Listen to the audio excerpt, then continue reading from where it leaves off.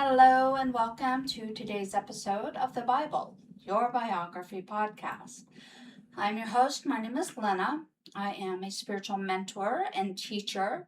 And in today's episode, we're going to talk about one of the most consistent patterns found throughout Scripture, and that is the number 12. I've done a previous episode on the 12 disciples and walked you through the states of consciousness from the 12 tribes of Israel to the 12 disciples and then the 12 archangels. But in today's episode, I'm going to talk even more about the number 12 specifically. Now, this may seem simple on the surface, but as we've been exploring throughout the series, nothing in Scripture is accidental.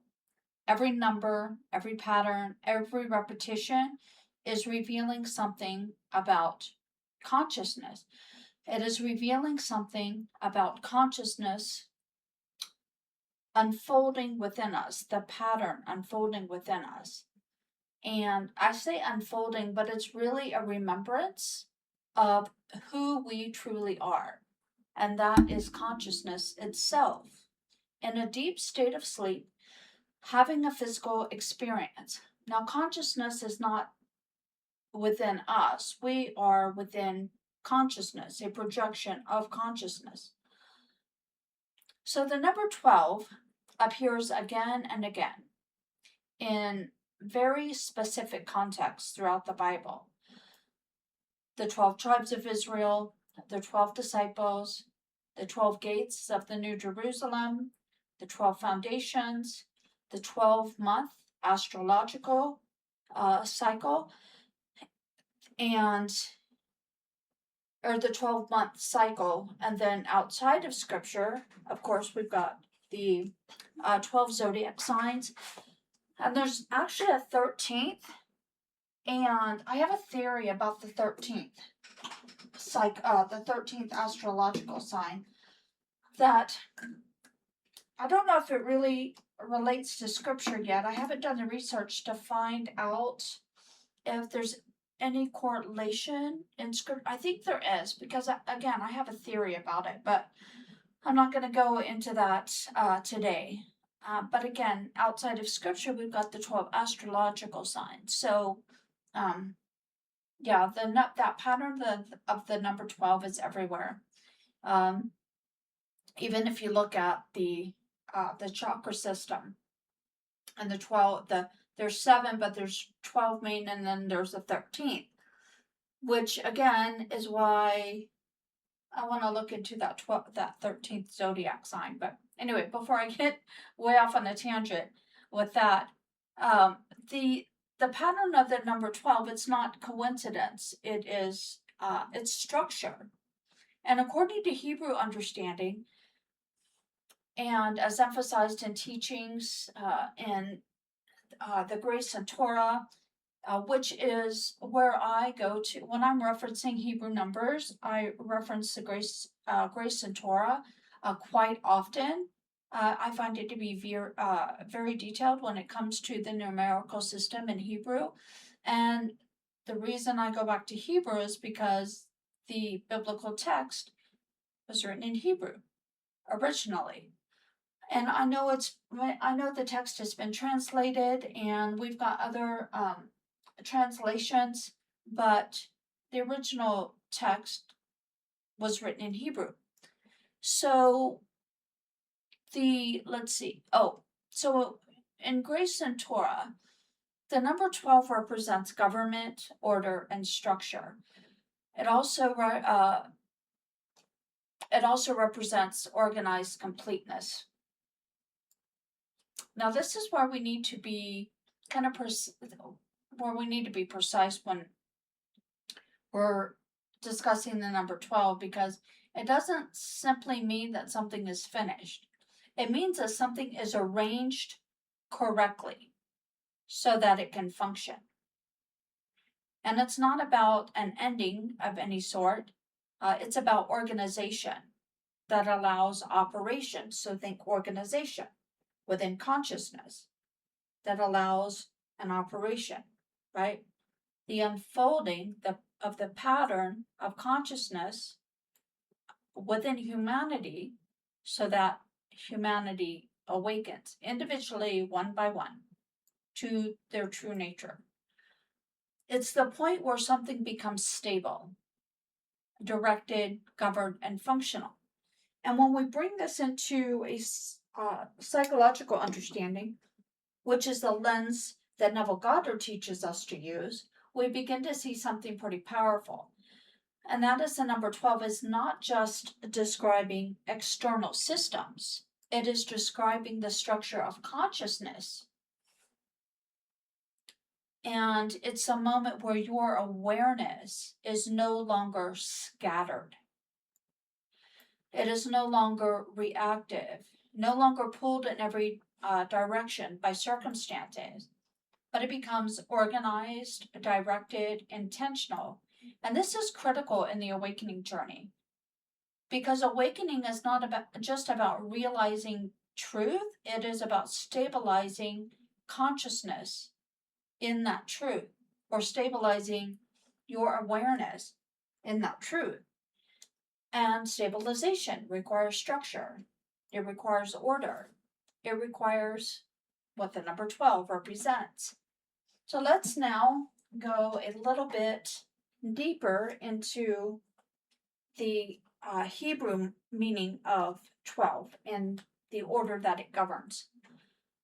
In modern thinking, numbers are used to count. They measure, they quantify. But in Hebrew thought, numbers reveal function.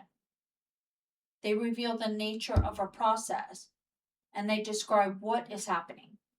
So when we look at the number 12 through Hebrew understanding, including insights aligned with what's written in Grace and Torah, and that's a website, Grace and Torah, where they give the definitions of the Hebrew numbers and the meanings. So we see that 12 represents divine government. It is the number that indicates something has been structured, arranged, brought into alignment, and positioned correctly. So it's no longer chaotic, it's no longer fragmented. It is now governed, and that's important because something can exist but not function properly. You can have awareness but still feel scattered. You can understand the law, meaning the law of consciousness, the law of conscious creation, but still feel inconsistent. You can know that consciousness creates reality, but still react to appearances, to external circumstances. Why? Because knowledge alone is not enough. Consciousness must be organized. And that is what 12 represents. It is the movement from fragmentation to structure, reaction to direction, and instability to government. Not the outside government as we know it, but the governing of oneself, meaning the governing of one's thoughts, one's reactions to life, etc. So 12 is not just a number, it is a state of organization within consciousness, because all things exist within consciousness. So 12 is a pattern of structure.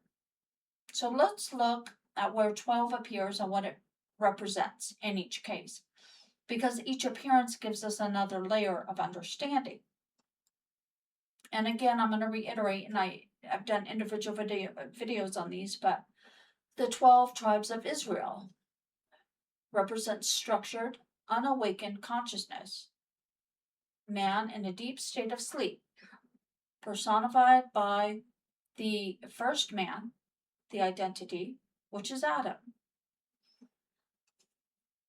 And we remain asleep until we begin to awaken.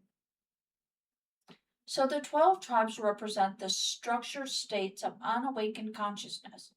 And that's important because even in the unawakened state, there is still structure. There are patterns. There are repeated ways of thinking, reacting, and identifying. So 12 here represents the organization of unconscious identity. This means that even when you are unaware, your consciousness is still operating with patterns.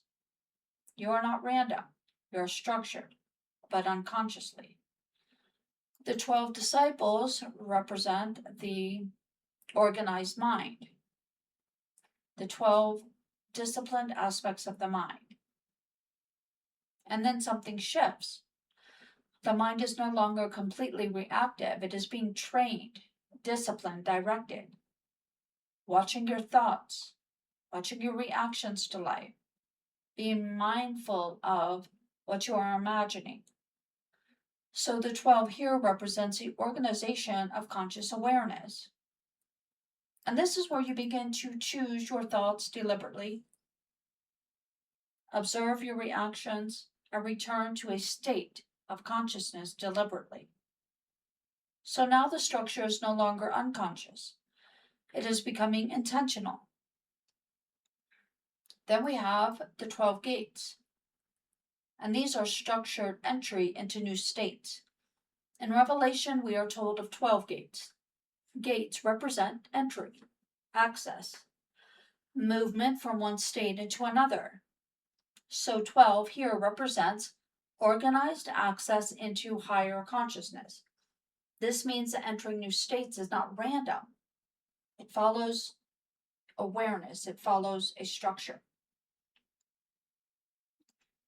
We also have the 12 foundations, which is the stability of identity. The foundations represent what something is built upon. So the 12 foundations represent the structured basis of identity. And this is where identity becomes stable, grounded, and unshaken, no matter what is happening around you. Now, the psychological meaning of 12 is that the mind is brought into order. Before this, the mind is scattered. When you're in an unawakened state, the mind is scattered, meaning you are not aware that you are the conscious creator of your reality. You believe life is happening to you. And you're more scattered. You may be healing from trauma and other things that we experience, right? In life that we think are happening to us. So you may feel one way in the morning and another in the afternoon. You may be constantly reacting to things or thinking that you can fix something outside of yourself without doing the internal work first. You may believe something and then doubt it, or decide on a state of consciousness, for instance, being in a state of abundance, and then you fall out of it into a state of lack. This is fragmentation. Excuse me, this is instability. But as awareness develops and something begins to shift, you begin to observe yourself. You begin to notice, I'm reacting right now, or I'm identifying with this, or I am moving into this state of consciousness after making a deliberate choice. And that awareness creates separation. And that separation creates choice. And that choice allows for structure. So instead of saying, I am anxious, you begin to say, I am aware that I am occupying a state of anxiety. And in that moment, you are no longer the state. You are the one aware of it. So you are not identifying with the state of consciousness, you are simply aware of it. And this is the beginning of government within consciousness, that structure. This is the beginning of 12. 12 is the structure also of awakening. Awakening is often misunderstood as a single moment, a realization, an insight. And while those moments are important, they are not the end, because realization without structure leads to instability. You can have a moment of clarity and then lose it. You can understand the law and still react. Why? Because consciousness has not yet been organized. And this is where 12 becomes essential. 12 represents the stage where awareness becomes consistent, thought becomes directed, and identity becomes stable. This is where you move from trying to live consciously to naturally living consciously. And this only happens when consciousness itself is structured, when you have disciplined the mind, right? Consciousness. So now let's look at the difference between chaos and order. And I'll make it as practical as I can. When consciousness is unstructured, you react to circumstances. Your moods may shift pretty constantly. Your identity feels unstable. You're influenced by everything around you. And that is chaos. Even if you understand spiritual truth, without structure, you will still feel unstable. But when consciousness becomes structured, you choose your state, you return to it. You remain in it, and you are no longer easily moved. That is order. This is government. This is what 12 represents. So what does it mean for you in your journey? Well, it means that your journey is not just about understanding. It is about organization. It is about directing your awareness, stabilizing your identity, remaining in your chosen state of consciousness. Because once consciousness is structured, life reflects that structure. If your inner world is order, your outer world will begin to reflect that order. So the meaning of the number 12, it's not abstract, it's very practical. It shows you when something is ready to function, when consciousness is no longer scattered, but aligned, when identity is no longer unstable, but grounded. It is the stage where awareness becomes reliable, consistent, and directed. So the number 12 is not just a number in scripture. It is a pattern, a framework, a structure. It reveals what it looks like when consciousness becomes organized. And once consciousness is organized, it becomes powerful. Because now you're no longer reacting to life, you are directing it internally. And then it is projected outward for you to experience. You're no longer identified with every state that you shift in and out of. You're choosing the state that you wish to occupy. And that is a shift. So if this episode resonated with you, please follow the podcast if you feel so inclined and share it with someone on their awakening journey. If you are only listening on a podcast platform and you would like to subscribe to the channel on YouTube, I would love to have you over there as well. And feel free to check out the website at the Bible, yourbiography.com. And if you're interested in Neville's work, you can check out NevilleGoddardOfficial.com, or you can check out my website at LynnaKTeer.com. And I will see you guys in the next episode. Bye now.